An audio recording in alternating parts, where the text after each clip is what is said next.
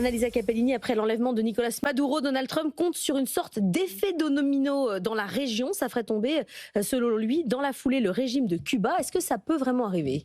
Ce n'est pas le scénario le plus probable dans l'immédiat. Donc Donald Trump risque d'être assez déçu. Pour lui, en effet, la chute de Cuba devrait être une conséquence naturelle, presque logique de la déstabilisation du régime de Maduro, puisque selon le président américain, Cuba survivait uniquement grâce au pétrole de Caracas. En fait, Donald Trump adore penser que le régime castriste vit ces dernières heures. La réalité, c'est que Washington prédit un effondrement de Cuba depuis les années 60 à peu près, et qu'en fait, il n'en est rien à chaque fois.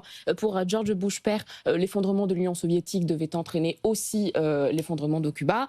Pour George Bush fils, c'était la mort de Fidel Castro qui devait suffire à affaiblir le régime castriste. Et puis pour Donald Trump, c'est donc l'absence du pétrole vénézuélien qui va signer l'arrêt de mort du régime. La question, c'est à quel niveau l'économie cubaine était-elle dépendante du Venezuela ? Alors, c'est vrai qu'elle est fragilisée par l'arrêt des livraisons du pétrole vénézuélien, puisqu'elle en était dépendante pour alimenter ses centrales électriques, notamment. Et donc, c'est vrai qu'on a aussi une crise économique qui s'aggrave. Il y a moins de touristes, il y a de moins en moins de devises étrangères, il y a des coupures de courant presque quotidiennes désormais. Et c'est ce qui fait dire d'ailleurs à Donald Trump que le régime cubain va s'effondrer presque tout seul. Mais attention, puisque le Venezuela n'était pas le seul pays qui fournissait du pétrole à Cuba. Loin de là, n'était même pas son principal fournisseur. Le principal fournisseur, c'est le Mexique qui a envoyé en 2025 près de 12 000 barils par jour à Cuba, alors que le Venezuela, lui, a envoyé 10 000 barils par jour. Et puis, il y a d'autres pays qui fournissent du pétrole à Cuba, la Russie notamment, avec à peu près 5 000 barils par jour en 2025.